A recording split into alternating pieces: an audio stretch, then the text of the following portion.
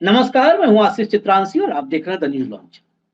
सियासत के चौराहे पर चंपई सोरेन अकेले खड़े हैं। आए थे, सोचे थे कि साथ में बैंड बाजा होगा, लाव लश्कर होगा, जलवा होगा, भौकाल होगा। सब कुछ गायब है। सियासी चौराहे पर बिल्कुल अकेले फंसे हैं। और कुछ भी साथ नहीं है, न बैंड बाजा है, न जश्न है, न जलवा है। एक बैंड बाजा वाले ने ही चंपई सोरेन की बैंड बजा दी है। इस पूरे खेल के पीछे एक बड़ी भूमिका है बैंड बाजा वाले की और उसके कुछ साथियों की। लेकिन इस पूरे खेल में शिवराज सिंह चौहान की भूमिका को कतई आप अलग नहीं रख सकते। शिवराज अमित शाह से भी ज्यादा तेज निकले, बड़े खिलाड़ी निकले। इस वीडियो में एक एक पार्ट को समझाएंगे और ये भी समझाएंगे कि चंपई तो माझी भी नहीं बन पाए। जीतन माझी भी बन जाते तो भी कम से कम भविष्य कुछ तो सेफ होता। जीतन माझी भी अब तक तो नहीं बन पाए। अब चौराहे पर कुछ साथी मिल जाए बात अलग है, लेकिन अब तक जीतन माझी भी नहीं बन पाए। और कौन सी कमजोरी चंपई के लिए मुसीबत बन गई है। हेमंत सोरेन ने तो पर्दा भी खोलना शुरू कर दिया है और बैकफुट पर जाने से बिल्कुल इनकार करते नजर आ रहे हैं हेमंत सोरेन। हेमंत ने जो कहा, पहले हम शुरुआत उससे करते हैं। हेमंत ने कहा कि भाई पैसे में बहुत दम होता है।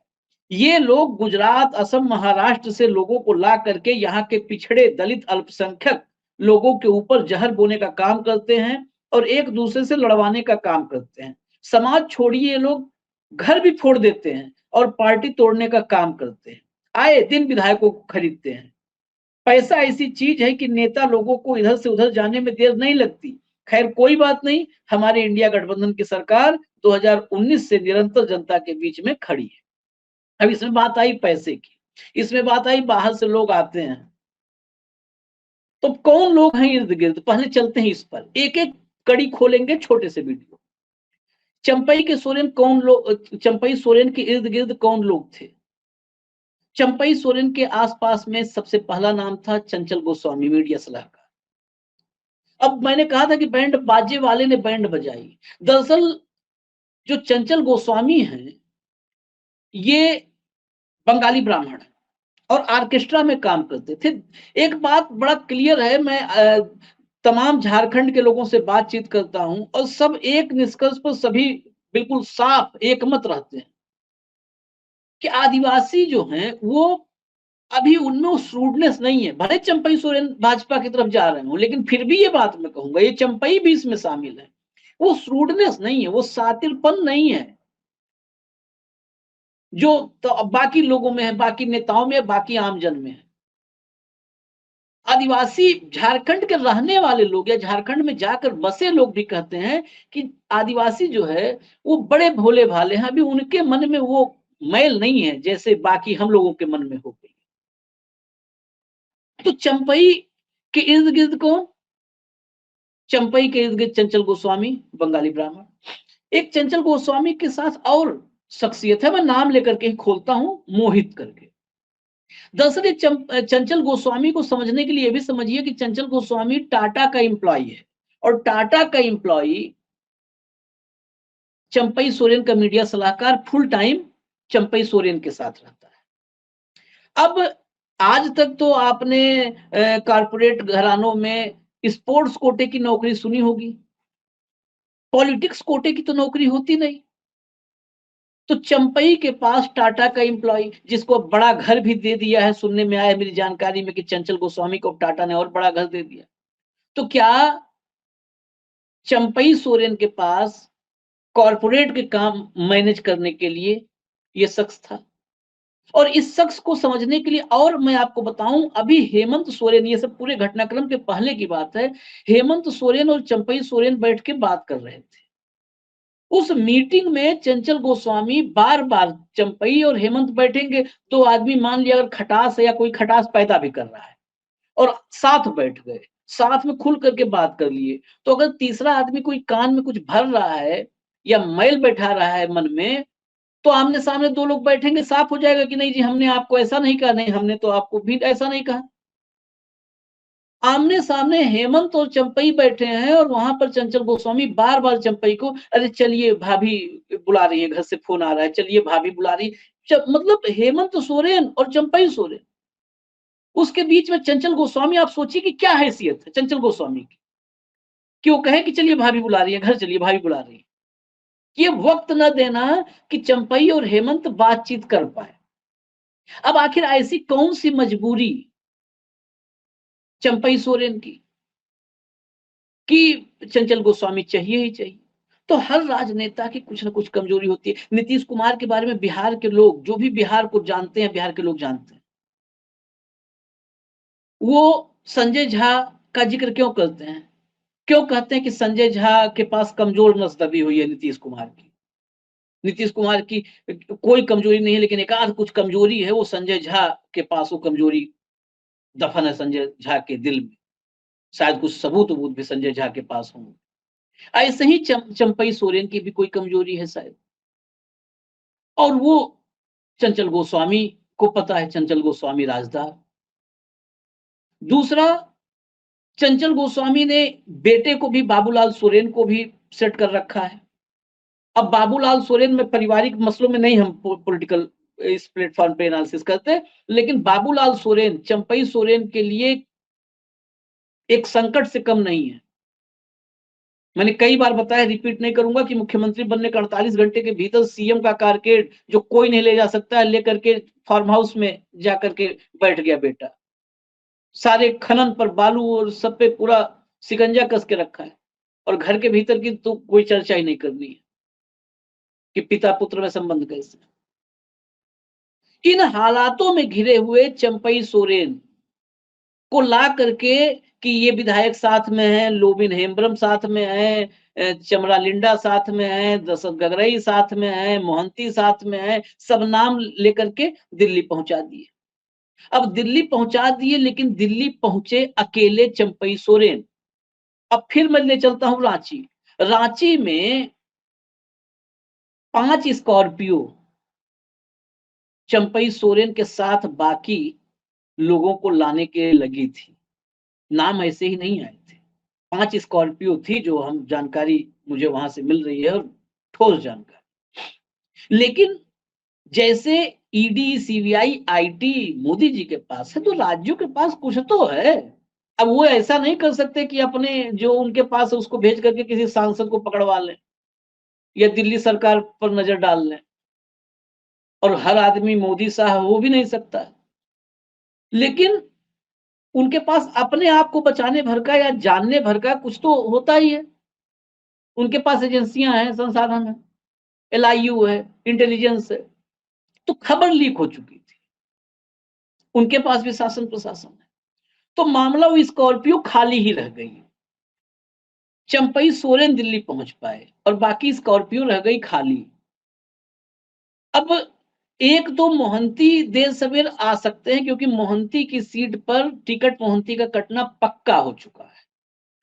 वहां पर मोहंती से कद्दावर नेता जो भाजपा में था, वो आ चुका है जेएमएम में, वो हेमंत सोरेन के पास आ चुका है, तो उनका टिकट कटना पक्का है। तो जब टिकट कट रहा है तो कहीं तो जाना है, और भाजपा के पास कोई नेता है नहीं टिकट दे जिसको दे, भाजपा के पास नहीं है। तो एक वो आ रहे हैं। दशरथ गगराई के बारे में है कि देर सवेर जा सकते हैं, लेकिन दशरथ गगराई ने कल चिट्ठी जारी करके वो हाल कर दिया कि अगर वो जाएंगे तो फिर जनता के बीच जाने में उनको मुश्किल हो जाएगी। हालांकि राजनेताओं के चरित्र पर एकदम कॉन्फिडेंस के साथ टिप्पणी करना मुश्किल है, क्योंकि बेशर्मी का अमृत काल अगर कहते हैं हम, तो हर सब जगह है बेशर्मी। लेकिन फिर भी अगर वही चिट्ठी बंटवा दिया जाए, सरायकेला खरसावा खरसावा जहां से विधायक हैं, तो गगराई के लिए मुश्किल हो जाएगी। गगराई ने कहा है कि भाजपा के साथ जाना मतलब मतदाताओं को धोखा देना है। तो कैसे धोखेबाज जाएगा जनता के बीच फिर से वोट मांगने के लिए? और वो कह दिया आधी रोटी खाएंगे, रहेंगे गुरुजी के मान सम्मान के लिए, उनके साथ रहेंगे हम, यानी शिबू सोरेन के साथ, हेमंत सोरेन के साथ रहेंगे। तो फंस गए हैं। अब यही जो मैं कहा कि दिल्ली चौराहे पे अकेले खड़े हो गए हैं, कोई साथ नहीं है। दिल्ली में आए थे कल ही जो हेमंत सोरेन की महिलाओं के लिए योजना की लॉन्चिंग है, 1000 रुपए खाते में जाना था, 40 लाख महिलाएं, पूरा गेम चेंजर। उसी तारीख को ज्वाइन करवा करके मामला खत्म करना था, दबा देना था स्कीम को। स्कीम तो कमोबेश दबाए ही, दिन भर चर्चा होती रही कि चंपई जा रहे, इतने विधायक जा रहे, हिल गए, हेमंत सोरेन, खत्म हो गई जेएमएम। गोदी मीडिया को मिल गया चलाने के लिए, वो चलाते रहे पूरे दिन। लेकिन असली, एक कहते हैं ना कि भीतर की मार कौन जानता है, भीतर का असली दर्द कौन जानता है। जाके पैर न फटी बिवाई, ऊ का जाने पीर पर आई। वही हाल हुआ। जो स्थिति, जो दर्द, जो पीड़ा है चंपई की, जैसे फंसे हुए हैं, वो कोई दूसरा नहीं बता सकता। अब ये दर्द दूर आज होगा, कल होगा, परसों होगा, ये भी नहीं पता है। आए थे ज्वाइन करने, एकदम तैयारी में थे, कपड़ा वपड़ा सब मेंटेन था कि जाएंगे भाजपा दफ्तर। हो गए अकेले, स्कॉर्पियो खाली रह गई, कोई यहां पर नहीं पूछने वाला है दिल्ली में। अब शिवराज सिंह को देखिए, शिवराज सिंह ने पूरा ये, इस पूरे मामले में लोग नाम ज्यादा ले रहे हैं हिमंता बिस्वा शर्मा की। लेकिन हिमंता बिस्वा शर्मा के बारे में बता दूं कि सिर्फ लॉजिस्टिक मैनेजर थे कि स्कॉर्पियो का प्रबंध कर दो, दिल्ली जाने का प्रबंध कर दो, कोलकाता में होटल का प्रबंध कर दो, यहीं तक थी भूमिका। अभी इससे ज्यादा हिमंता की नहीं भूमिका थी। इसमें असली दिमाग था शिवराज सिंह चौहान का, और शिवराज से तो ऐसी उम्मीद थी नहीं। लेकिन क्या होता है कि भेड़ चाल, एक माहौल जब बन जाता है तो होड़ लगती है। जब कई बार बुरा समय आता है, बुरे लोगों का दौर आता है, तो बुराइयों में पीछे छोड़ने की होड़ लग जाती है। वही शिवराज सिंह चौहान, जिनके आचार व्यवहार, विनम्रता, स्वभाव, इसी यूएसपी की वजह से एमपी में लाख, मध्य प्रदेश में सरकारी भ्रष्टाचार, करप्शन, पेपर लीक रहा हो, लेकिन व्यक्तिगत शिवराज के स्वभाव की वजह से उनको अलग रखते थे भाजपा में। मोदी वाली भाजपा में भी अलग, कि चलो मोदी शाह के दौर में शिवराज जैसा नेता है। लेकिन शिवराज दिल्ली आए, मुख्यमंत्री पद गया, वो क्यों तूफान दिल में दबाए रहे कि चलो वक्त आएगा तो बाजी पलट देंगे, हम दिखा देंगे कि हम में कितना है दम। कि प्रधानमंत्री बनेंगे। संघ मोदी और शाह से जितना उकता चुका है, परेशान है, उसमें एक पिछड़ा पोलाइट फेस कौन मिल सकता है जो संघ के इशारों पर चले? शिवराज सिंह चौहान, मतलब फर्स्ट चॉइस बन सकता हूं। तो फर्स्ट चॉइस बनने के लिए पहले दिखाना होगा कि मैं भी सरकारें गिरा सकता हूं, विधायक खरीद सकता हूं, पार्टियां तोड़ सकता हूं। उस हुनर को दिखाने की होड़ में ये प्लानिंग रच दी। और फिर विश्वसनीयता पर भी प्रश्न खड़ा हो गया कि जब एक आदिवासी नेता, उसको अपने खूंटे से, उसकी पार्टी से अलग करके दिल्ली बुला लिए, तो फिर अकेले छोड़ दिए। अब चल रहा है आपस में मोल भाव। और माझी क्यों नहीं बन पाए, मैंने कहा था, वो भी समझ लीजिए। जीतन, जब हेमंत सोरेन ने चंपई को मुख्यमंत्री पद पर बिठाया था, ताजपोशी की थी, तभी ये प्रश्न कई लोगों ने उठाया था हमने, कि कहीं ये माझी वाला मैटर ना हो जाए, माझी रिपीट ना हो जाए, माझी 2.0। लेकिन ये माझी भी नहीं बन पाए। अब कैसे नहीं बन पाए वो समझिए। जीतन राम माझी को मुख्यमंत्री जब बनाया नीतीश ने, और फिर हटाया, तो हटाते ही बगावत कर दिया था जीतन राम माझी ने। नीतीश मुख्यमंत्री बने तो माझी ने कोई मंत्री पद नहीं लिया, छोड़ दिया। नीतीश जेडीयू को के नेता के रूप में सरकार चलाने लगे, माझी ने जेडीयू छोड़ दी और तत्काल अपनी पार्टी बना ली। माझी के पास एक जातीय आधार था, मुसहरों के कम से कम क्षेत्र विशेष में ही नेता थे।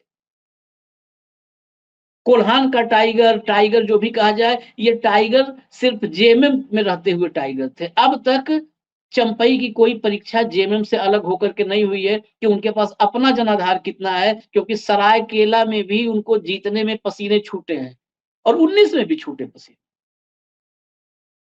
बहुत कम मार्जिन से जीत पाए। उनका अपना जातीय जो है अस्तित्व भी हेमंत सोरेन या शिबू सोरेन से अलग नहीं हो सकता है। उसी वर्ग से आते हैं। तो उनकी ये परीक्षा भी नहीं हुई है। उन्होंने पार्टी भी नहीं छोड़ी, जब हेमंत मुख्यमंत्री बने तो फिर वो मंत्री बन गए। अब वो बात अलग है कि धीरे-धीरे बीजेपी नीचे से सक्रिय थी, भीतर ही भीतर सक्रिय थी और अगल-बगल बैंड बाजा वाले चंपई सोरेन का बाजा बजाने के रणनीति बना रहे थे, तैयार कर रहे थे, उनको मेंटली तैयार कर रहे थे। और फाइनली एक भोले-भाले नेता राजनीति में बैंड बज गया। अब 2-3 और चर्चाएँ जिस पर चर्चा करूँ कि क्या सरकार गिरा करके राष्ट्रपति शासन लगाने की तैयारी है? ये व्यूज कलेक्ट करने वाला एंगल अभी मैं इससे कतई सहमत नहीं हूँ कि राष्ट्रपति शासन लगाने की तैयारी है। राष्ट्रपति शासन 5-6 विधायक जाने से कतई लगने वाला नहीं है। संख्या बल के हिसाब से आज की तारीख में 42 विधायक चाहिए, 81 की असेंबली में 46 हैं। अगर चंपई प्लस 5 यानी 6 चले जाते हैं, 6 चले जाते हैं, तो 81 की असेंबली 75 पर आ जाती है और 75 में फिर 38 चाहिए होगा बहुमत के लिए और 46 से 6 जाएंगे तो कितने होंगे? 40 होंगे। तब भी बहुमत से 2 ज्यादा का आंकड़ा होगा, बहुमत से 2 ज्यादा का आंकड़ा होगा। यानी सरकार गिरना, जबरन राष्ट्रपति शासन लगाने की बात अलग है, लेकिन वैसे भी हालात वहां पर नहीं है कि जबरिया लगा सकें इस समय चुनाव से पहले। तो सरकार गिरने जैसी और सरकार गिराने जैसी जो चर्चाएं हैं, जो लोग एनालिसिस कर रहे हैं, वो कतई सहमत नहीं हूं, वो बिल्कुल फिजूल की चर्चा है। अब चंपई सोरेन को लेकर के एक और चर्चा है कि मुख्यमंत्री पद का इनको दिया गया था कि मुख्यमंत्री बनाएंगे तो क्या बाबूलाल मरांडी, अर्जुन मुंडा को डंप करेगी भाजपा? और बाबूलाल मरांडी और अर्जुन मुंडा को डंप करेगी तो काडर जो भाजपा का है, कार्यकर्ता है, वो आज भी अर्जुन मुंडा और बाबूलाल मरांडी से जुड़ा है। रिजल्ट कितना भी आवे, अच्छा है बुरा है, उनसे जुड़ा है। चंपई सोरेन से भाजपा का तो कोई काडर जुड़े नहीं है, कोई कार्यकर्ता जुड़ा नहीं है। तो अपने ही निपट जाएंगे। अगर 15 सीट आनी है तो 5 और कम कर लो, 10 पे निपट जाएंगे। और एक और ऑप्शन पे चर्चा है कि राज्यपाल बना दिया जाएगा चंपई सोरेन को। चंपई सोरेन को राज्यपाल बना दिया जाएगा तो चंपई सोरेन नाम का जो सियासी तारा जो जेएमएम में रहते हुए चमक रहा था, टिमटिमा रहा था, वो बुझ जाएगा। फिलहाल बस इतने पे इस पूरे एनालिसिस के जितने एंगल्स थे सब पर कोशिश की है। और भी अगर कुछ आप लोग का भी कोई विचार हो, कोई टिप्पणी हो, कोई इनपुट हो झारखंड से, कमेंट बॉक्स में आप भी दीजिए। मुझे इजाजत दीजिए। न्यूज लॉन्चर आप देखते रहिए। नमस्कार।